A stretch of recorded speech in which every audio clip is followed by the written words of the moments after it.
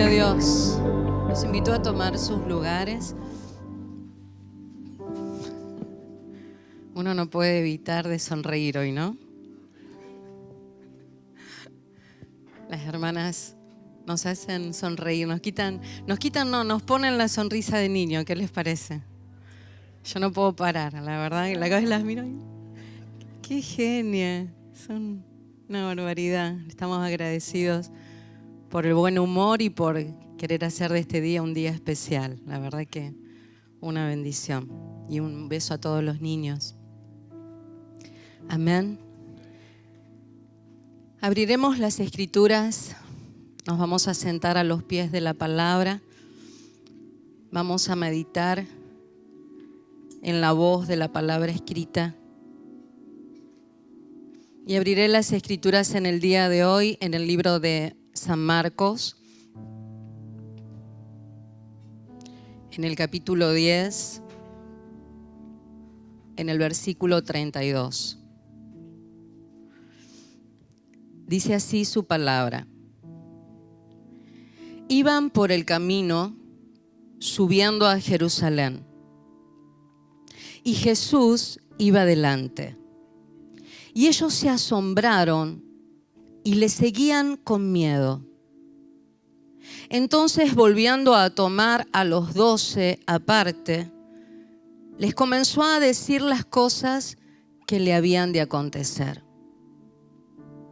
He aquí, subimos a Jerusalén, y el Hijo del Hombre será entregado a los principales sacerdotes y a los escribas, y le condenarán a muerte, y le entregarán a los gentiles, y le escarnecerán, le azotarán, y escupirán en él, y le matarán. Mas al tercer día resucitará. Hasta ahí. Este acontecimiento es ya en el final del ministerio del Señor Jesús. Ya él sabía que tenía que ir para Jerusalén. Hay una palabra que dice que él ya había enfocado su rostro a subir a Jerusalén. Él ya tenía la directriz de parte del Padre de que tenía que concluir su ministerio, su propósito por el cual él vino a la tierra. Y en esta situación él empieza, no sé qué actitud o qué reacción distinta ha tenido al Señor Jesús, que les ha llamado tanto la atención a los apóstoles. Porque acá dice de que él estaba enfocado en subir a Jerusalén, pero algo notaron que él estaba haciendo, que lo empezaron a seguir, pero les causó miedo. Y el Señor Jesús, como buen líder en su paternidad, los miró y les quitó toda duda y todo temor. Entonces los acercó a los más íntimos, a los más maduros, a los apóstoles, los acerca y les dice: yo les voy a explicar qué es lo que está sucediendo, les voy a explicar qué es lo que va a pasar. Pero a mí me llama mucho la atención los detalles que el Señor Jesús da. Esto nos muestra que no hay improvisación de ningún tipo en la vida de Él. Que Él estaba avisado de parte del Padre en cada momento y en cada tiempo de todas las cosas que iban a acontecer. Recién leí, hasta estaba en cuenta lo que lo iban a escupir. Es tremendo. Él sabía todo lo que iban a hacer en detalle cada una de las personas. El Padre le avisaba todo. Y Él se los transmite para que esa actitud de miedo no esté sobre ellos. Ahora, también llama la atención, ya era la tercera vez que Él les explicaba lo que iba a acontecer. Esta era la tercera vez, con lujos de detalles. Sin embargo, sabemos, por el resto del contenido de la palabra, que un Pedro sacó la espada y quiso defenderlo. Sabemos que un Judas igualmente siguió ese camino de entregarlo. La verdad nos hace pensar, y esta es la reflexión, ¿Con qué oídos estaban escuchando? Supuestamente eran los más maduros, por eso los apartó. Y la palabra viva, el modelo perfecto de Jesús que vino a mostrar esta tierra, imagínense la palabra de Él precisa. Si en nosotros, en vasos de barro, puede haber algo de nuestra humanidad que pueda alterar la palabra que decimos, cuánto Él, con el poder, con la precisión de cada palabra para poder darse a entender. Sin embargo, los oídos no estaban circuncidados, porque actuaron totalmente de lo contrario. Juan se amargó cuando vio que lo habían crucificado. Empezaron a sentirse desamparados, como si no sabrían el mañana, como si todo hubiera terminado. Y Él le dijo, al tercer día voy a resucitar. Escuchen bien, les doy detalles de todo lo que va a pasar. Me conmueve saber que Él estaba en esa cruz. O antes, cuando estaban frente a los soldados y los miraba en sus acciones, nada los sorprendía. Por eso Él tenía un dominio propio tan fuerte, porque estaba avisado en todos los tiempos. Es maravilloso. Es maravilloso saber que cuando tenemos afinado el oído hacia Dios, el Señor nos guía. Y aunque tengamos que pasar los momentos más difíciles en nuestra vida, el Señor pone en nuestro corazón que es más grande la victoria. Por eso Él no fue desesperado. Sí estaba amargado. Era difícil lo que iba a pasar. Y les pidió el respaldo de la oración, pero Él tenía claro todo lo que iba a acontecer. No lo agarraron de sorpresa. Por eso dice, entregó su vida. Quiso. Él decidió ir a la cruz. Él decidió caminar a Jerusalén. Pero ¿qué pasa con los hijos que tendrían que ser maduros? ¿Qué pasa cuando la palabra se habla y los oídos no escuchan? ¿Qué oportunidad para Judas de rever lo que estaba por hacer? Él les explicó a los 12.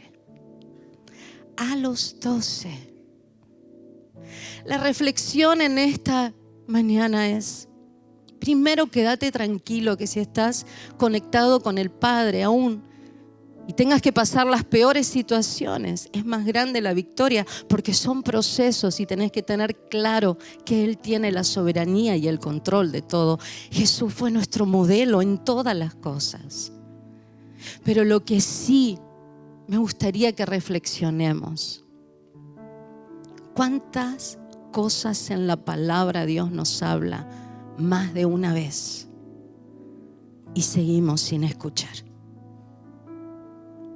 Seguimos en nuestra orfandad, con miedos, con desorientación, con amargura, creyéndole a la mentira del diablo que todo está terminado. Que si conoceríamos los propósitos, yo creo que aún viéndolo en la cruz y fuerte el dolor que habrán visto, cuando vieron que Él ya murió, celebrarían, porque estarían diciendo, está por resucitar. Está por resucitar. Pero la palabra dice que no fue así. Que eso mismo no nos acontezca hoy, porque Dios sigue hablando. Dios nos sigue ministrando. Y que nos demos cuenta con qué oídos, si son los de la mente humana o los del espíritu, si estamos escuchando. Te invito a cerrar tus ojos y puedas meditar en esta palabra.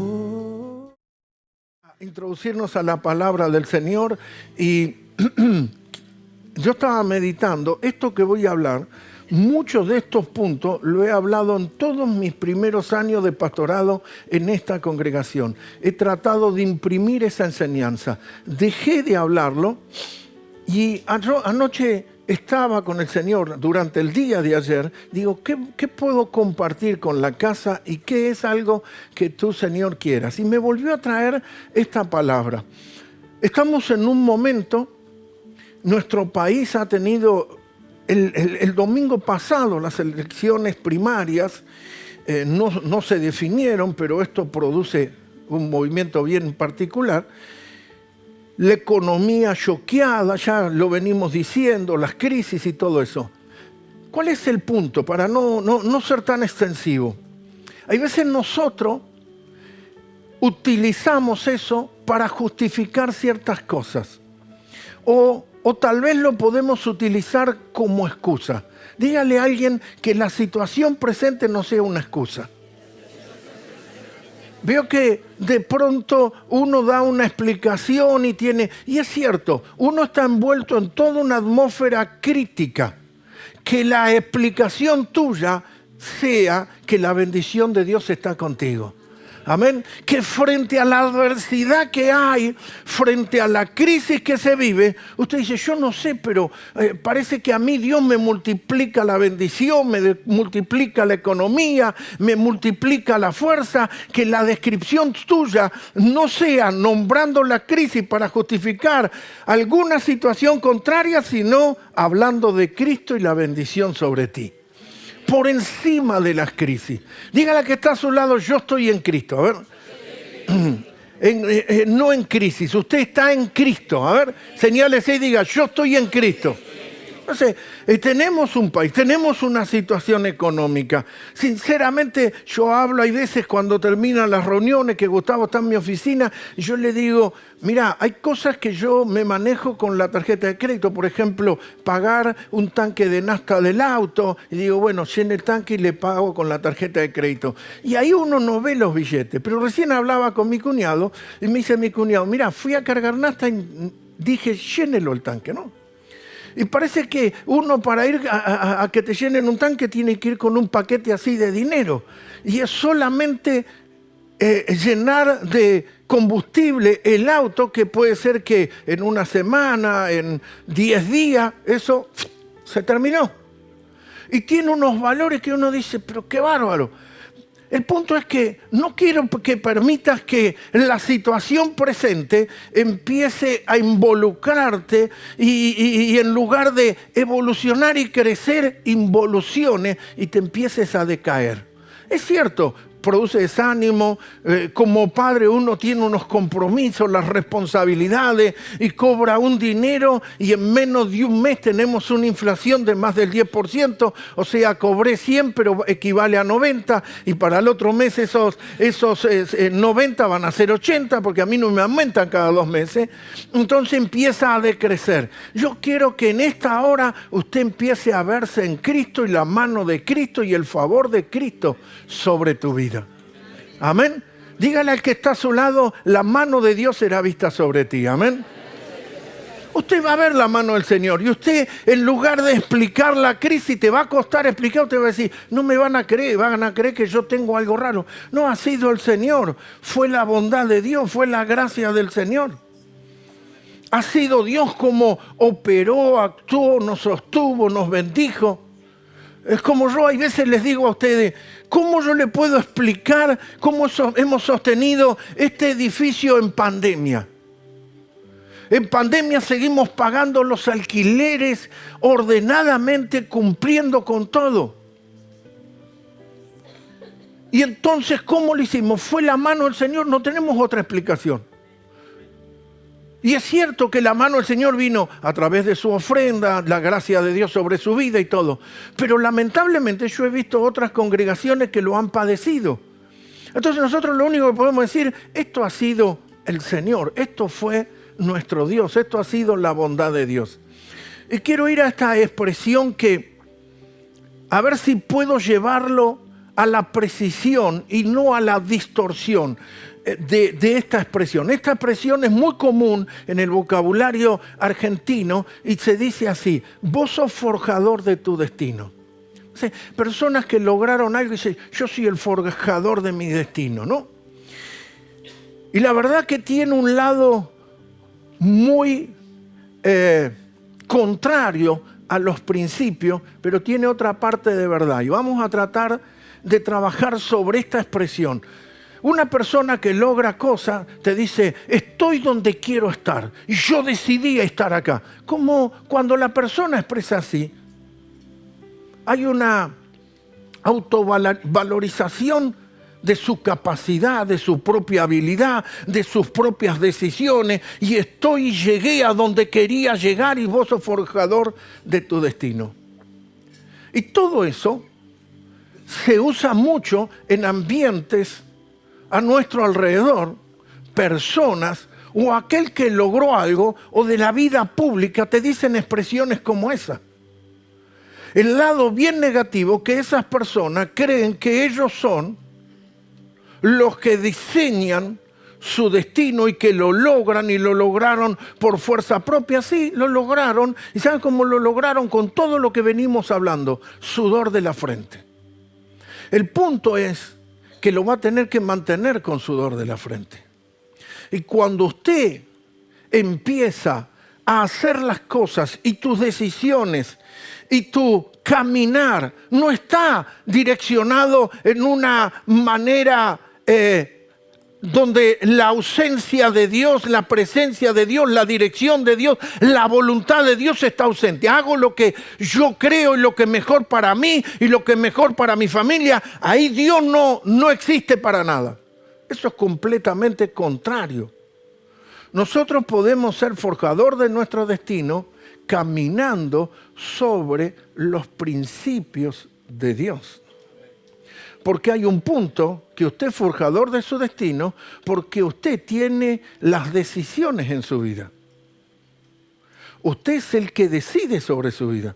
Usted es el que empieza a decidir cómo han sido las cosas. El creador de esta, que acá tiene el dibujito de la manzanita que se llama Apple y de las máquinas Macintosh y los celulares y todo eso, dio un discurso en la universidad donde nunca terminó porque él se retiró y nunca terminó de cursar, y él dijo que las cosas que él veía de su vida, esa persona debido a un cáncer murió, Steve Jobs, dijo que eran como el cordón de un calzado donde un punto se unía al otro, ¿no? Y hay personas que a veces también lo llevan a la casualidad. Hay gente que te dice: te puede tocar como no te puede tocar. No es, porque parece como que fuera suerte, ¿no? Como diciendo, si Dios te tocó con la varita mágica te va a ir bien, y si Dios no te toca, eso no dice la Biblia. No está en las Escrituras ese el toque de la varita mágica. La Biblia nos enseña que Jesús caminó en obediencia al Padre y todo lo que el Hijo hacía, lo hacía viendo a lo que hacía el Padre. Nada Jesús hacía por cuenta propia. Entonces, ¿cuál era el punto de forjar su destino? La obediencia. ¿Cuál era el punto donde él tenía que unir su destino? Era en buscar la dirección del Padre. Y eso es lo que nosotros tenemos que hacer. Y no tenemos que hablar la crisis o la situación, o me tocó, o yo estoy -10, o estoy, en lugar de estar en planta baja, estoy en el sótano y para salir del sótano. No. Usted tiene que creer y confiar que si nosotros aplicamos los principios, Dios cumple promesa. A ver, dígalo conmigo. Yo aplico principios, Dios cumple promesa. Si nosotros operamos y traemos el orden de los principios, Dios va a operar y va a traer las promesas a nuestras vidas. Entonces, no tenemos que permitir ni que las circunstancias presentes, como decíamos hace 15 días atrás, Jesús estaba en la misma barca, que los 12 se vieron ahogados, él nunca se vio ahogado. Él nunca vio que la tormenta era una amenaza. Él nunca vio que la tormenta lo iba a arruinar. Dice que estaban en un estado de pánico y lo despertaron. Dice, sálvanos que perecemos. Entonces, los 12 tenían una idea de que ellos de ahí no salían. Y Jesús dormía. Porque aunque era una tormenta, Él sabía que iba a cumplir su propósito. Entonces, cuando usted empieza a conectarse con el Padre Celestial y con los planes eternos de Dios, usted va a comenzar a ver que las tormentas no te detienen. Y que las tormentas no son una amenaza. Y que no es que somos ciegos. Por eso yo siempre te hablo claramente. Hay una crisis, pero estamos en Cristo.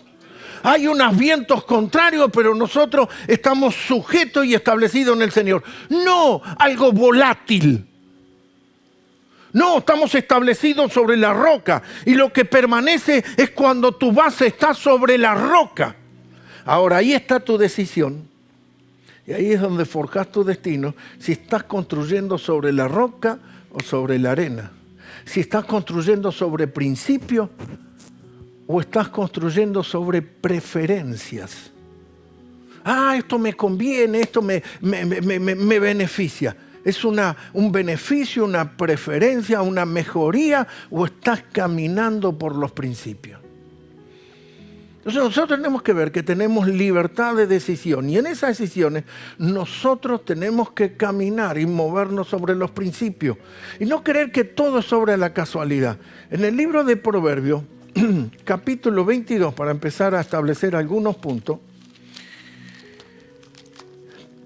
Proverbios es el libro de la sabiduría de Salomón, pero nos establece unos principios poderosos que 22-29.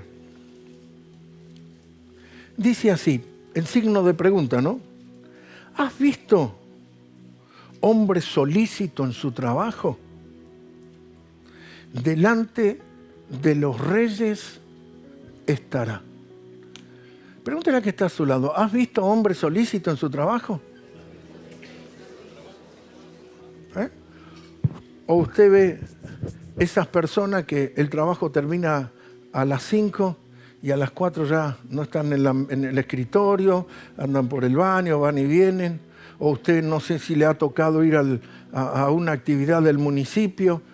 Mire, yo fui hace aproximadamente un mes y medio al municipio de Malvinas y me sorprendí. Me facilitaron todo lo que necesitaba. Yo digo, uy, con esto va a ser un problema. La jovencita me dijo, dice, si usted viene mañana, yo mañana ya se lo entrego el papel y usted va a poder comenzar con la tarea que necesita. Y efectivamente me hizo todo en el momento, algo tremendo. Pero es persona solícita. Yo fui a un municipio y estaba una persona con la tacita de té, le digo, perdón, ¿no me puede atender? Estoy ocupado, me dijo. Bueno. Pero no estaba yo esperando recién, hacía minutos, entonces era el momento del té de él y para él ese té era su ocupación y era todo. Entonces, ¿qué nos dice aquí la Biblia? Si vos ves a una persona solícita, una persona dispuesta, ese resultado será que delante de personas, de los señores, de los reyes, esa persona va a estar.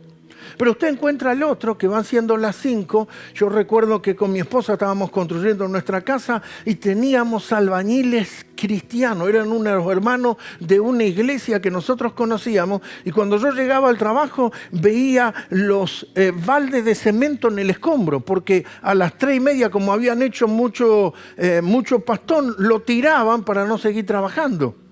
Yo digo, pero vos me tiraste acá bolsas de cal y cemento al escombro. No, pero no servía, me decían cualquier cuento. ¿Usted sabe lo que era ver así? Entonces, ¿por qué una persona dice, no, pero no sé qué pasa? El jefe eligió a otro, a mí siempre me toca. Pero estamos siendo solícitos, estamos siendo el que está dispuesto ahí, el que está preparado, el que se muestra, el que marca la diferencia. ¿O estamos diciendo, qué? Sí, un minuto, ahí voy. ¿Has visto hombre solícito? Te lo dice en pregunta. Delante de los reyes estará. Mire lo que dice la segunda parte. No estará delante de los de baja apa. No va a estar con los de baja condición. Se va a juntar con personas Es fácil decir, Carlos Tevez salió de Fuerte Apache y lo llaman el Apache porque un relator le puso así, Apache. Pero cuando él habla, él cuenta cuando su padrastro, que sería el esposo de su tía, y su padre lo abandonaba, lo llevaba y le mostraba un hombre ebrio, tirado, y le dijo, ¿vos querés eso o vos querés lo otro?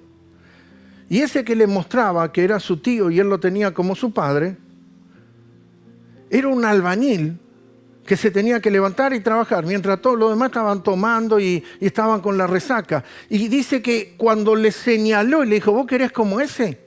Ese que estaba tirado era el hermano de él, no el hermano de Carlos Tevez, el hermano del tío, que era un alcohólico y estaba así y estaba en ese estilo de vida. Entonces él le mostraba, yo me levanto a la mañana y ando con la cuchara y levantando paredes, pero vos querés ser esto o vos querés ser lo otro. Ahí es donde usted empieza a tomar sus decisiones. Y ahí sí podemos decir, sos forjador. Pero no aquel que vacía a Dios y lo hace por cuenta propia y dice, estoy donde estoy, logré lo que logré porque ese fui yo y yo me lo hice y yo me lo propuse y el yo. Hay mucha gente y hay muchas personas que lo lograron. Y esto no quiere decir que no hay logros. Usted puede ver personas que le llamamos de éxito, que lograron objetivos, maxificaron sus empresas, maxificaron sus negocios, lo maxificaron todo, pero todo a una metodología humana y terrenal. Cuando usted en esas decisiones, usted empieza a poner a Dios y empieza a mirar los principios que dice la Escritura, ser solícito. Ser esa persona dispuesta, esa persona que dice, yo no puedo quedarme así, yo tengo que hacer algo. Yo he visto personas que dicen, yo quiero servir al Señor. Usted lo cita para una tarea y de pronto vienen un día y dice, bueno, sí, íbamos a estar, pero me tengo que ir, tengo un compromiso. La esquivan. Yo recuerdo cuando venía un predicador y le llamábamos una campaña y que ese hombre era un evangelista, teníamos que salir a pegar afiches como los políticos. Y entonces íbamos ahí con el engrudo y andábamos ahí con la brocha y metíamos engrudo y el cartel, reunión de salvación, milagro y sanidad. Y estábamos pegando esas cosas. Usted los veía, eso que dice, quiero servir, ausente con aviso. Pero has visto hombres solícitos, se va a conectar con otro destino. Mire lo que dice el Proverbio, capítulo 24. 12:24.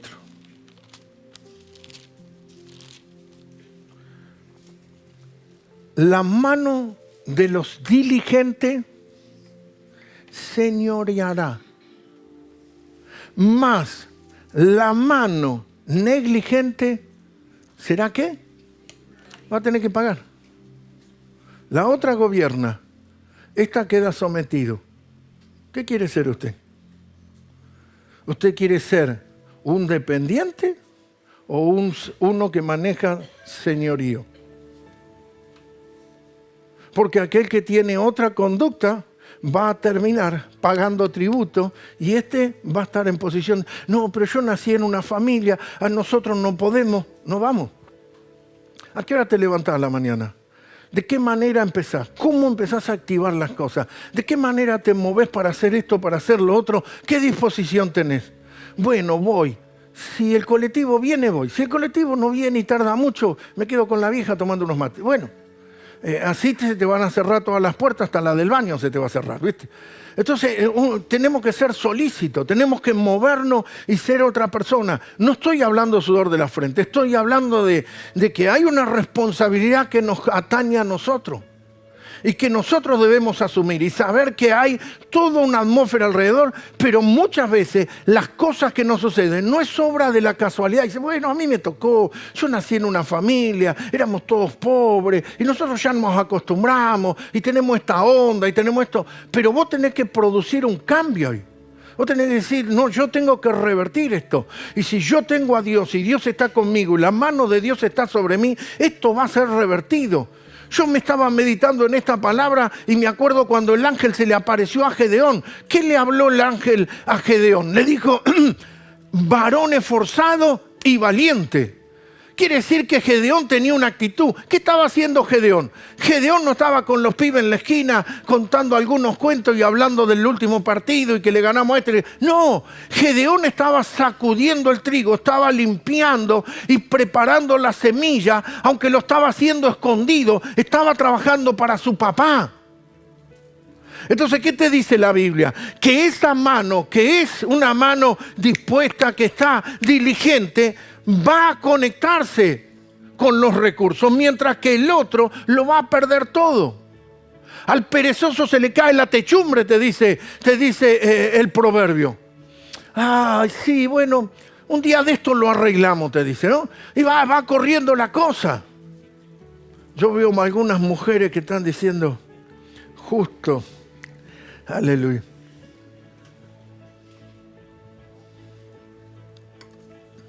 Necesitamos producir esos cambios.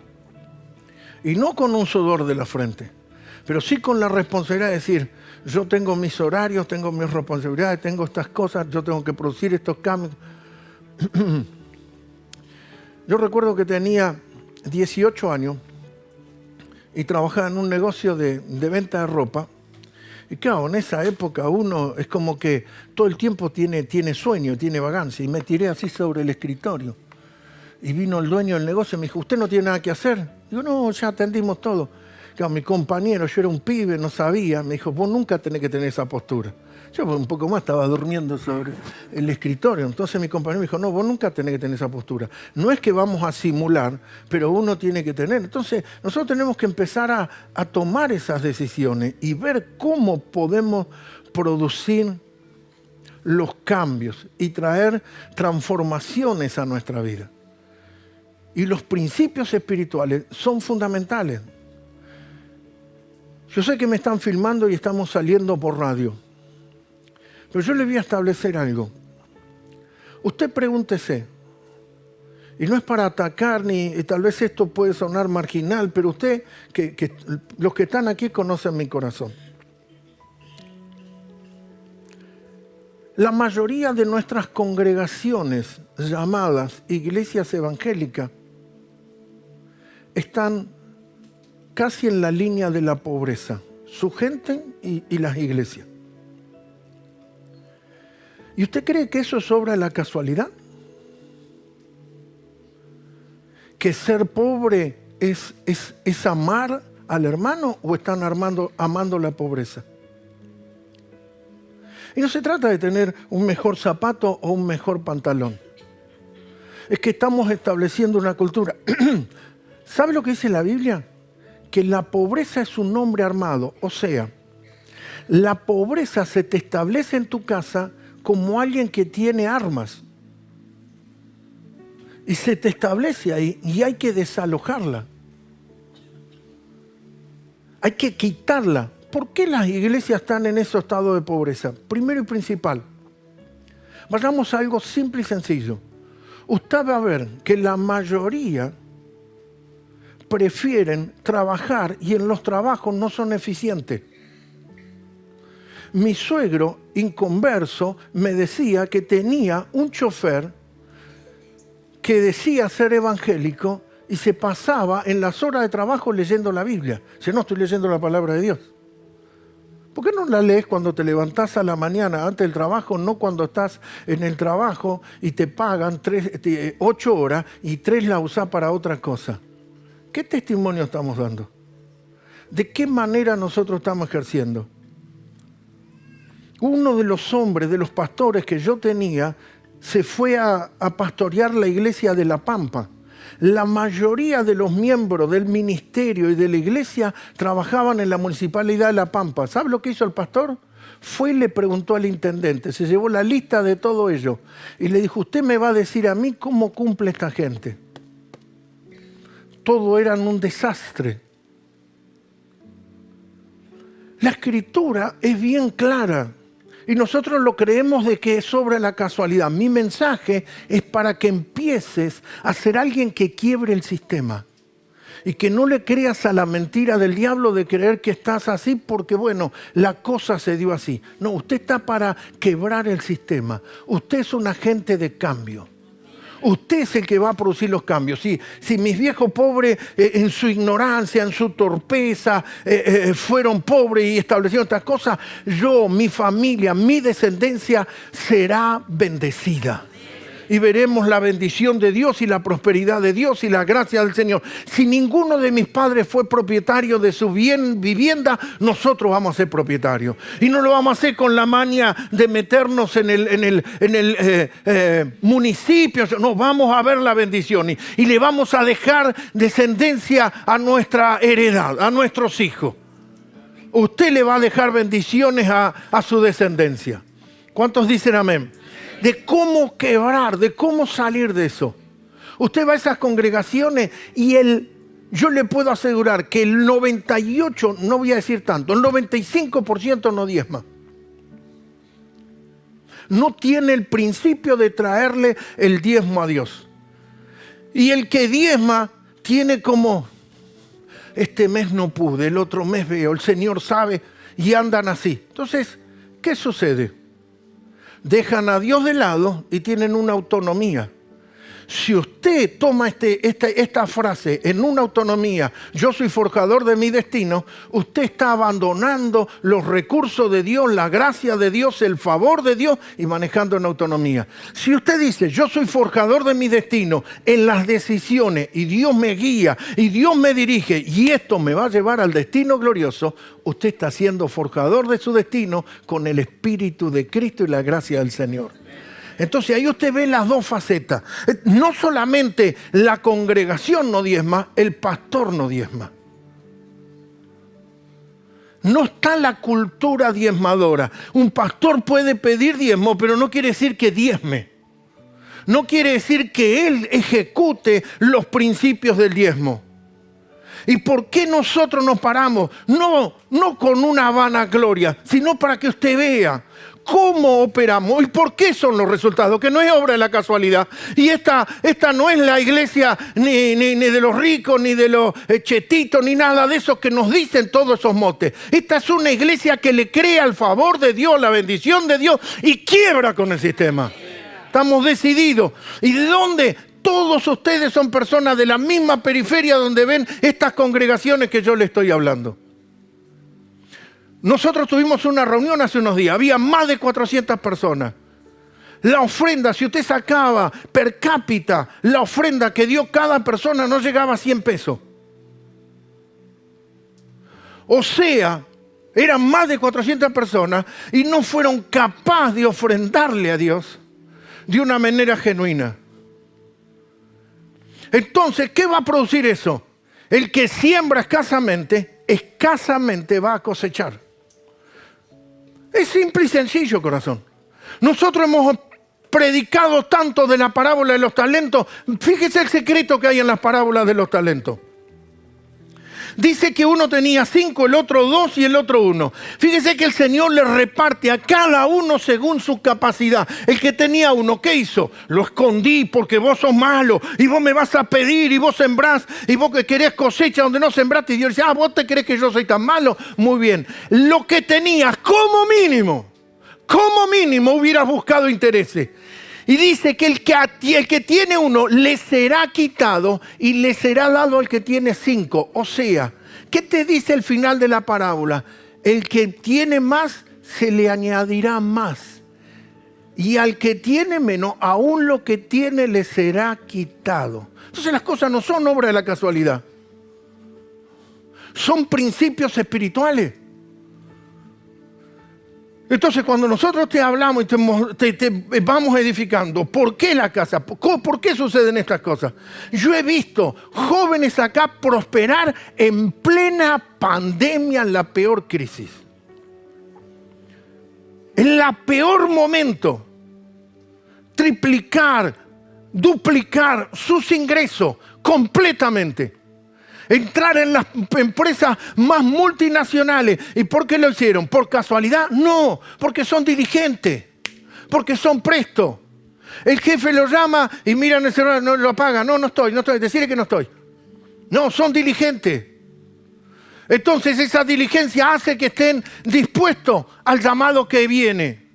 ¿Y qué te dice la Escritura? Y se va a conectar. con el destino. Tengo muchos proverbios para poder leer. En el capítulo 26, versículo 13, dice el perezoso: el león está en el camino. Siempre ve un drama, ¿vio? El león está en el camino, el león está en las calles. ¿Sabe cómo dice el proverbio? Que el perezoso es como la bisagra de la puerta, ¿no? Los quicios de la puerta. Vio que la bisagra de la puerta está en el mismo lugar y da vuelta y da vuelta. Dice que así es el perezoso en la cama.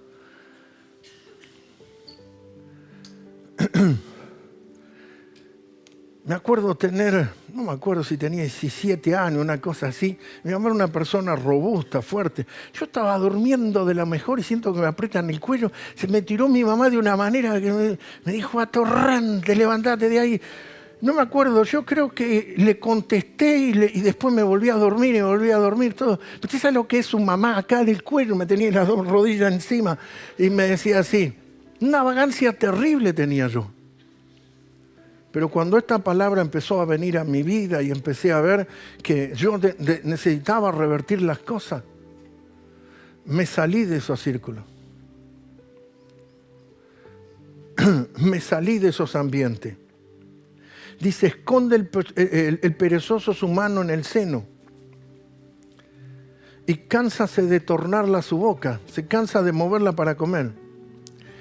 El 26:16 dice: a su vez el perezoso es más sabio que 7 sabios que le da. Nunca me voy a olvidar, fui a la esquina de mi barrio, me junté con los que me junté toda la vida, los escuché, pero lo sentí acá y lo sentí en lo profundo de mi ser. Mis amigos que desde que mi mente tiene entendimiento, me crié con ellos, estábamos ahí. En ese momento yo todavía no había conocido a Patricia, tenía mis primeros años de cristiano. Y eso quedaba a 50 metros de mi casa, la esquina de mi barrio, a 50 metros de mi casa, todos mis amigos. Y sentí: ¿qué estoy haciendo acá? Me crié ahí. Me mudé hace 6 años nada más, 8. Nunca abandoné el lugar donde nací. Pero ¿sabe cuándo lo abandoné? Ahí. Dije: yo no puedo estar en estas conversaciones. Usted los escucha, ellos son los vivos, ellos son los que saben todo. Es lo mismo, usted vaya a la cárcel y los ladrones te van a enseñar cómo robar y que la policía no te agarre. Y tú tendrías que preguntarle: ¿y cómo estás acá adentro, hermano? Porque todos los ladrones. ¿Usted vio a alguno que se jubiló de ladrón? Dice: no robo más, me quedo en casa y vivo del arquero. No. Pero usted va a las cárceles y nosotros hemos ido a predicar a las cárceles. Primero que los que se convierten todos te dicen que están ahí por un error, ¿no? Este es el mismo cuento que un día la mamá le encuentra unos cigarrillos marihuana al hijo y el hijo dice: no, son de Cachito, yo se los estoy guardando para que la mamá no le pegue. Y la tonta la mamá dice: ay, pobre Cachito, se está drogando. Este se está drogando. No, que Cachito. Este le está dando con un caño, pero la mamá dice: pobrecito, bueno, dame que se lo guardamos así la mamá no le pegue.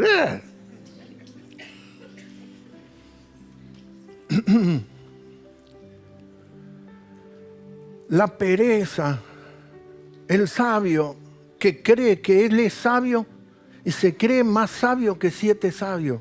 O sea, nosotros tenemos que empezar a darnos cuenta cómo los principios trabajan, que esto no es obra de la casualidad. Y cómo nosotros podemos irrumpir, cómo nosotros vamos a poder hacer la diferencia. Bueno, yo me voy a poner y... No es remarla con fuerza humana. En otro testimonio, el Señor nos cuenta en el libro de Lucas que va caminando sobre las aguas y los discípulos dicen: es un fantasma, es un fantasma. Y Jesús le dice: no temáis, yo soy. Y dice que remaron toda la noche sin ir a ningún lado. ¿Sabe lo que dice el relato? Jesús subió a la barca y enseguida llegaron a la orilla. ¿Usted quiere remar contra la corriente o contra el viento? ¿O quiere que Jesús suba a la barca y enseguida llegamos a la otra orilla. Ahí están los dos principios. No, yo le voy a meter y yo... No estoy hablando del esfuerzo humano y el sudor de la frente. Estoy hablando de cómo conectar los principios, ser diligente y movernos en los órdenes que Dios tiene para nuestra vida. El tiempo ha avanzado, pero le voy a mostrar un cuadro para que usted vea cuándo usted forja su destino y coloca los principios. Vaya al libro de los Hechos, capítulo 4. Mire esto en base a toda la prédica que le he hecho para ver cómo lo que vengo hablando en el nuevo pacto, alguien que opera, cómo se producen los resultados. En los últimos relatos del capítulo 4, en el versículo 34, voy a leer del 34 y después vamos a seguir por el capítulo 5. El versículo 34 dice así: así que no había entre ellos ningún necesitado, lo que se llama la iglesia en sus principios o la iglesia primitiva, porque todos los que tenían heredades o casas las vendían y traían el precio de lo vendido. No es que se quedaban sin casa, no es que todo el mundo quedaba de vagabundo, no.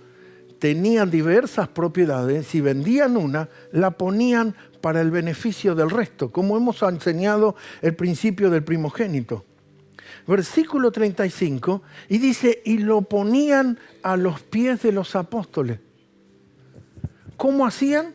Lo ponían a los pies de los apóstoles. O sea, eso circular y en un orden correcto hacía que traían a los hombres de Dios esas ventas.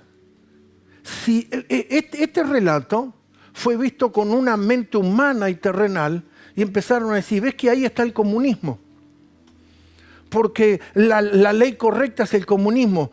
Todos reparten entre todo y todo tiene. Esto no es comunismo. Esto es hombres de Dios que entienden los principios y cómo Dios te da recursos para proveer para el resto de la casa. ¿Se acuerdan el libro de Lucas? Sí, creo que es el libro de Lucas, en el capítulo 16, dice que un joven rico, su campo había producido mucho. El problema no era que tenía riqueza ni que el campo producía mucho. El problema, te lo dice el relato, era rico para sí. Y lo que Dios te da no es por ser rico para sí, porque si no andamos en el egoísmo. Es cómo yo puedo ser de bendición al cuerpo de Cristo. Y lo que viene a tu vida es para ser de bendición al resto de los hermanos. Y cómo bendecir a todo el cuerpo. Y todos nos tenemos que mover, porque cuando yo te hablé de iglesia, de todo un cuerpo congregacional. Y el orden que nosotros tenemos que traer. Y dice que lo ponían a los pies de los apóstoles y se repartía a cada uno según su necesidad. 36. Entonces José. ¿Entonces quién? No es casualidad que nombren uno que hizo. Esto es un cuadro que Dios te está mostrando. A quien los apóstoles le pusieron por sobrenombre como Bernabé, que traducido es hijo de consolación o hermano de consolación. Y te da unas claves. Desciende de la tribu de Leví, o sea, sacerdocio. Natural de Chipre, nació en la isla de Chipre.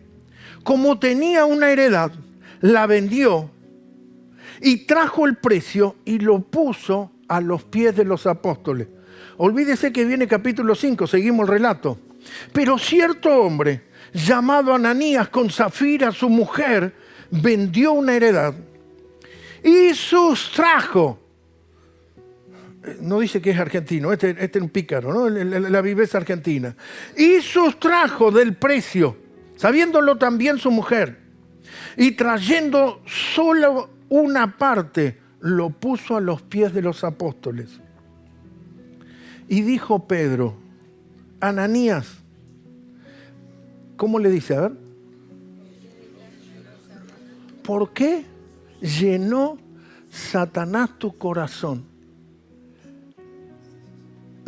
Fíjese la dimensión, estamos hablando en el Nuevo Testamento, fíjese la dimensión apostólica de juicio sobre esa situación que Pedro dice, por la picardía, bueno, nosotros tenemos que dar 100.000 pesos, pero no vamos a dar, no sé.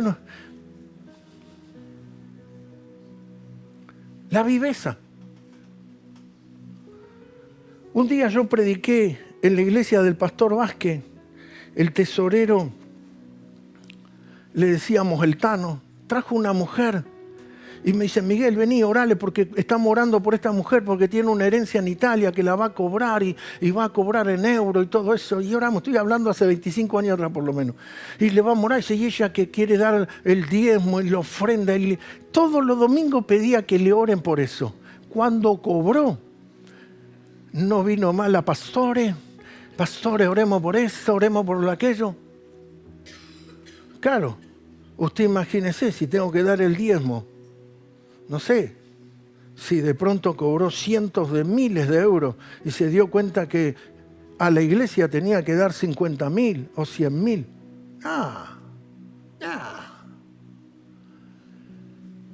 Bernabé pone el dinero de su heredad a los pies de los apóstoles y Ananías con su mujer hacen un convenio y el Pedro le dice, ¿por qué Satanás llenó tu corazón para que mintieses al Espíritu Santo y sustrajeses del precio de la heredad?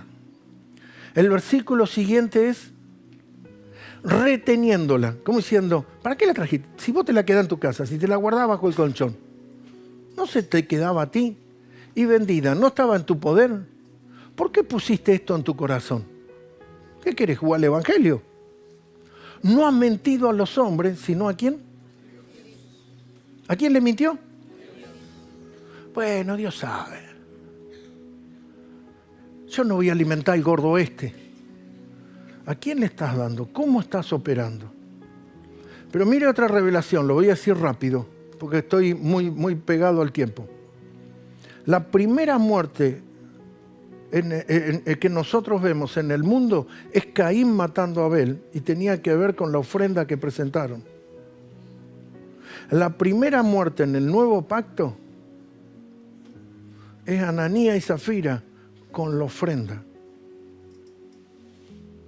Entonces, ¿por qué nuestros hermanos evangélicos, sus estándares de vida, sus niveles, sus economías son tan deficientes? Porque sus principios y sus órdenes son deficientes. No son por casualidad. No están operando con eficacia en los principios a Dios. Y cuando alguien comienza a prosperar, porque por ahí tiene la capacidad, por ahí tiene la manera o tiene la forma, todo eso, se cree que ya no tiene que escuchar al pastor. Se cree que ya no necesita consejo de nadie. Se cree que ya está en una posición donde yo me la sé. El que te hayan resultado alguno negocio beneficioso no es para olvidarte y sentirte por encima de nadie. No estamos detrás del éxito de este mundo, ni estamos haciendo una prédica de coaching para motivarte. Te estamos mostrando los principios. ¿Qué dice aquí en este relato, en el capítulo 5? Déjamelo, Agustincito. Que muere Ananías y luego viene Zafira, su mujer. Pero usted siga el relato, la gente vendía propiedad y lo traía a los pies de los apóstoles. Y la Biblia te muestra a José, que le ponen por nombre Bernabé, y te muestra a Ananías y Zafira. ¿Por qué te muestra a José y por qué te muestra a Ananías y Zafira? Ananías y Zafira mueren en un día. José, que luego le pusieron Bernabé, es el que se une a Pablo. Y en el capítulo 13 del libro de los Hechos es consagrado al ministerio junto con Pablo. Ahí sos forjador de tu destino.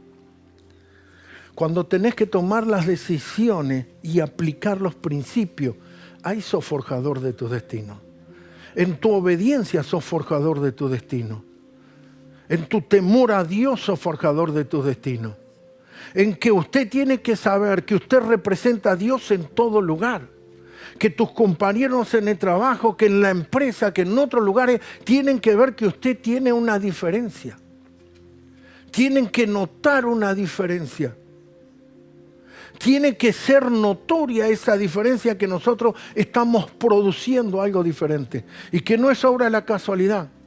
para lograr eso ha sido esfuerzo. Es fácil decir, vuelvo al ejemplo de Carlos Tevez. Carlos Tevez salió del Fuerte Apache porque jugaba bien.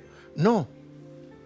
Carlos Tevez jugó en las principales ligas de fútbol. Primero jugó en Boca Juniors, que es una demanda de rivalidad muy fuerte. Siendo un muchachito, sale campeón. Se va a Brasil. La rivalidad entre países, supo salir campeón con el Corinthians en Brasil.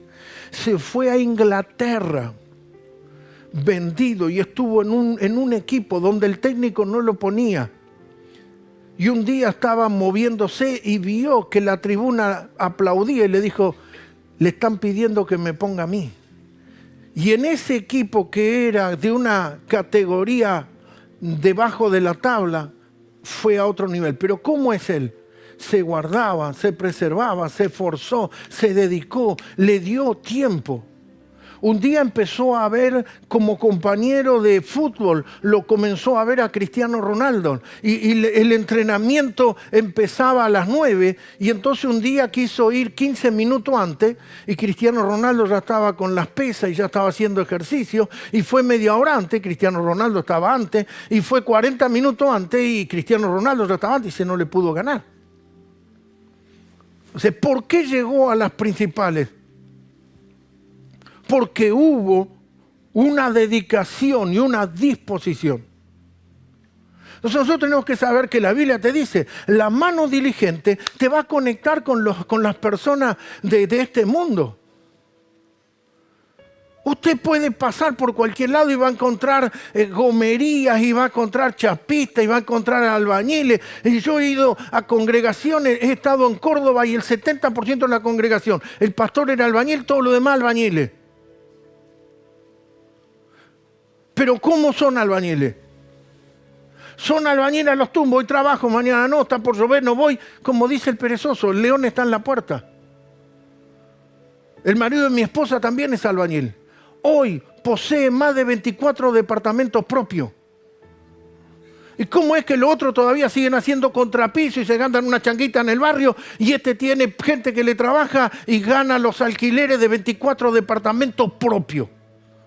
Y no nació en una casa y no lo hizo con que papá le dejó el dinero. Era un chico de la calle que mi tío, el pastor, lo recogió y le dio alojamiento en su casa y él se casa con mi prima.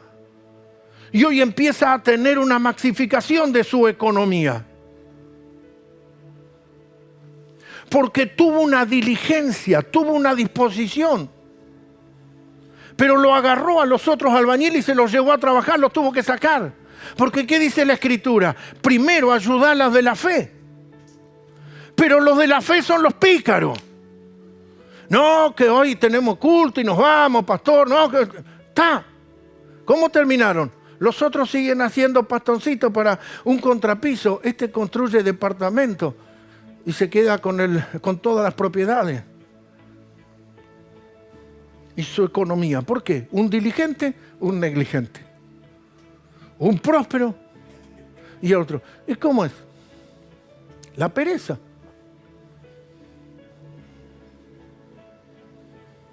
La pereza. La pereza de vivir para lo justo. Hicimos 4 macetas, vendimos la maceta de cemento y volvamos a casa, ya está. Comemos torta frita y nos quedamos con la vieja. Criando panza y... Estoy fuerte hoy, ¿no? Bernabé fue fiel y se conectó a un destino glorioso. La infidelidad y la manipulación de la economía del reino, en un mismo día murió marido y mujer. Ahí sí, si usted quiere, somos forjadores de destino. Entonces, ¿cómo vas a forjar tu destino? Bueno, otros lo hacen, otros hacen lo mismo, y yo he visto que otros. Usted no se debe mover en la misma cultura, en la misma forma que el resto. Bueno, mi compañero cuando sale en el bolsito se lleva 2 o 3 piezas de la empresa y después las vende y con eso hace la diferencia. Y el otro también. Y yo me llevé algo. ¿Cómo? ¿Cómo? Pero para la cultura del barrio, eso no es robar. Eso es sacarle al rico. Ahora, ¿usted se va a llevar por la cultura del barrio o por las escrituras? Mi madre compraba en una empresa muy importante del 11, compraba ropa y ella era mayor, compraba por mayor, así que la relación era continua, no era un cliente de paso. Y mi mamá tenía una relación muy linda con la cajera. Y mi madre tenía una reputación que yo seguí, que era firmar y llevarse la mercadería. Y un día ve que la chica tenía la caja del dinero acá, y tenía su cartera abierta en las piernas, y mientras iba contando, iba tirando alguno dentro de la cartera, y mi mamá la vio. Y le dijo, ¿por qué haces eso?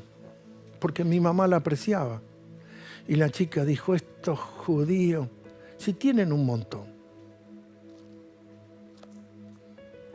¿quién te llevó a tocar lo que no te corresponde? ¿La cultura? Porque todos lo hacen.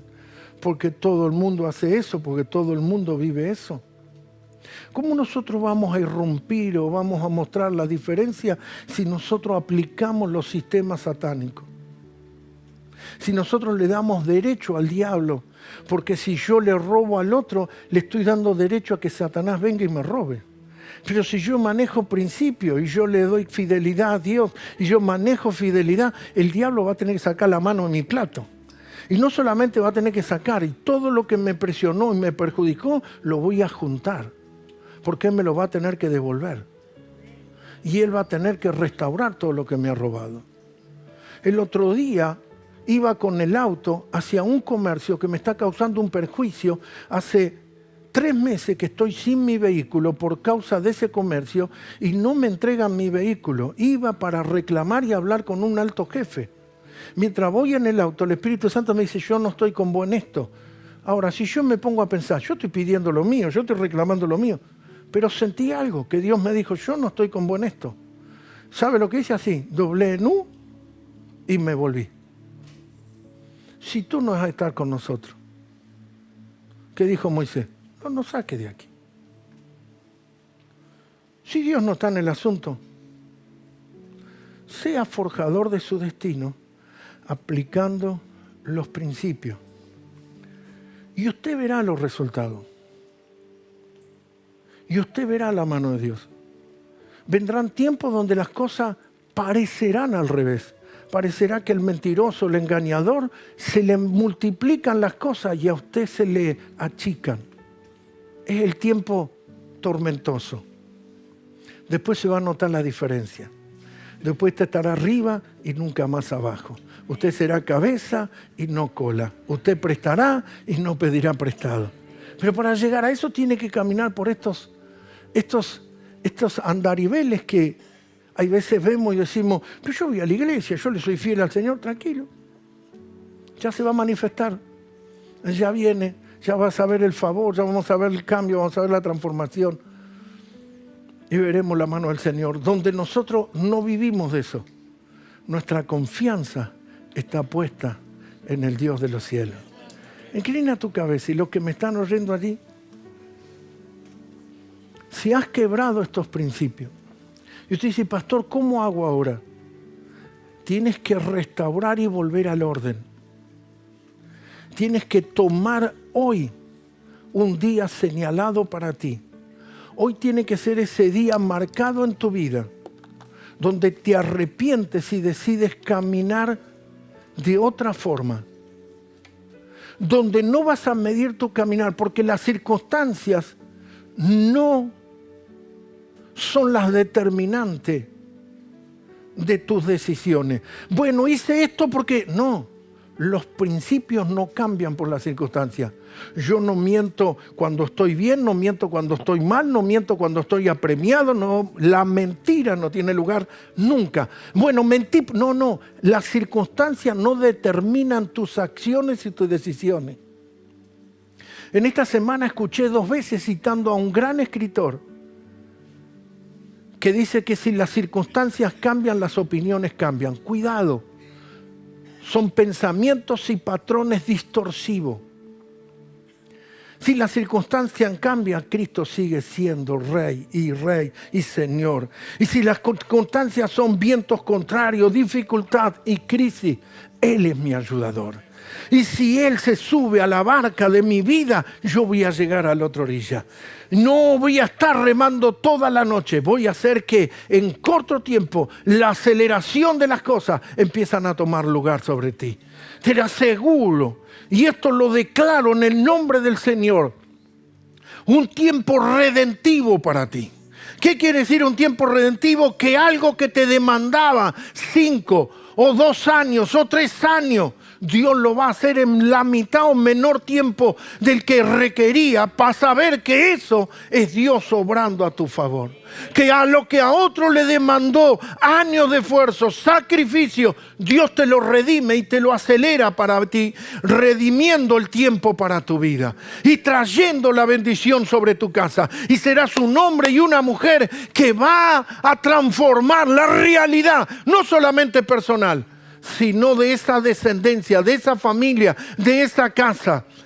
José, que le pusieron por nombre Bernabé, que es hijo de consolación, comenzó a caminar con Pablo, empezó a tener las revelaciones más hermosas, los tiempos espirituales gloriosos, mientras marido y mujer fueron sepultados a temprana edad y en un mismo día. Usted decide conectarse a un destino glorioso o que todo sea cortado, y ahí usted es el forjador de su destino.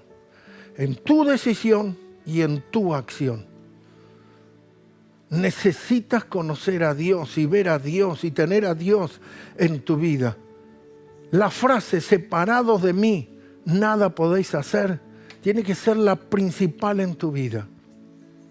Y no es un versículo para tenerlo en la memoria, sino para ser evidenciado, vivido y establecido. Señor, oro para que esas personas que me están viendo, como los que están oyendo hoy esta prédica, produzcan los cambios y le dejen una plataforma de bendición, de testimonio a sus hijos, de fidelidad en las diversas áreas de su vida, en la economía, en las tareas, en el servicio, en el trabajo, en diversas cosas, sean un testimonio y le dejen una imagen a su descendencia de bendición. Amén y amén. Apláudale bien fuerte a nuestro Dios.